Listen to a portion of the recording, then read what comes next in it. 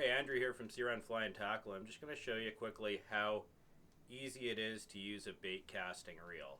A lot of people do have trouble with these type of reels, but there's a few simple steps we need to know and they become much easier to use. They're very effective reels, so I highly recommend you learn how to use them if you're going to be river fishing for salmon, steelhead, or trout with a float fishing setup. This is the proper type of reel to use.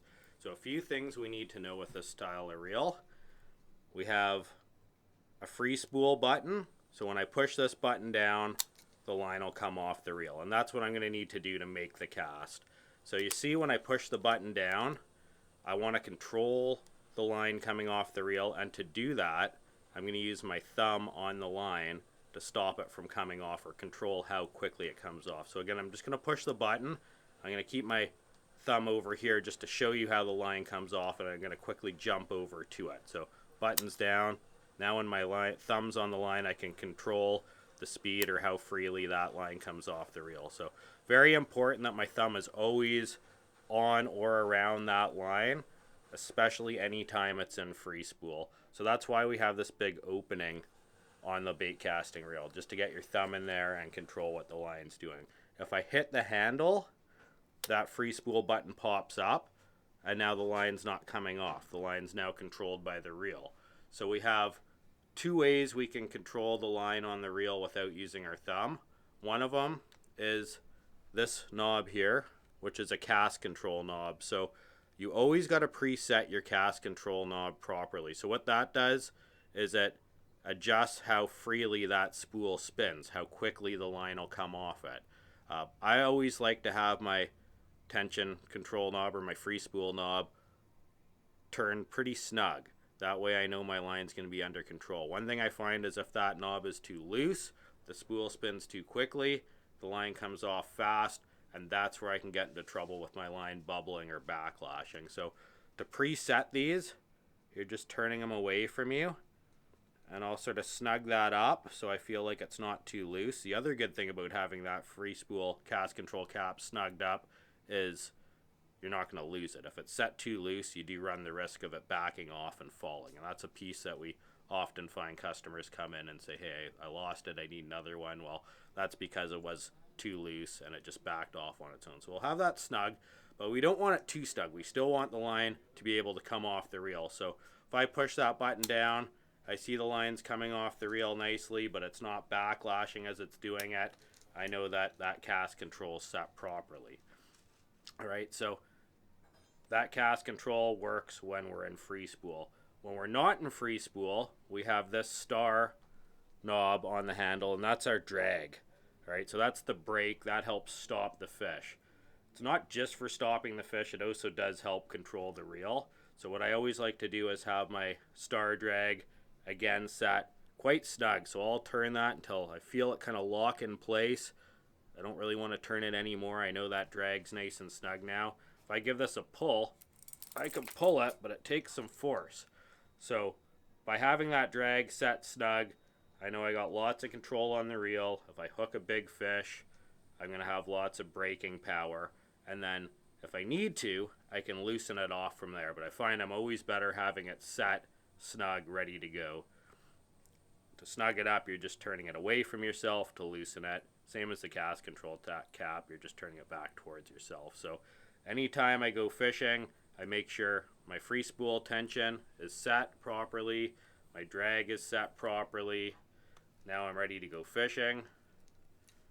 Okay, so if I'm going to make my cast into the river, my thumb's always near on the line, ready to go. I push that free spool button down, and then I got my thumb onto the line, locked in place. You can make your cast whether you want to swing it, overhead cast it, that's up to you. But when you make that cast, always keep your thumb on the line. So I kind of feather it. My thumb might jump up and down, but it gives me full control of the line. What's really, really important, and a lot of people backlash doing this, or I should say not doing this, so pay attention here, is when that weight, you cast out and that weight hits the water, if your thumb's off that line, the spool keeps spinning, the line's not going anywhere for a couple of seconds. That gives that line a chance to bubble up and backlash. So the moment I see my weight hit the water, my thumb jams onto the line to stop it from overrunning. Now when my weight's in the water, my float settles and starts drifting, I can take my thumb off the line, and again I'm just going to feather the line to control my drift as it goes down the river. We're in free spool as we're drifting down the river, so if I see that float go under, I'm going to assume that's a fish. I jam my thumb again on the line to stop anything from backlashing. I set the hook by lifting my rod. Okay, I got a fish on now. I feel it tugging. All I got to do is hit the handle. That disengages the free spool. And at this point now I can fight the fish with my drag, which we've preset. So I got lots of stopping power for that fish. And again, if you need to loosen it off a little bit while you're fighting the fish, you can do that, but you're better when your drag's set snug. So you can reel in, fight your fish, and hopefully you're going to land a big one doing that.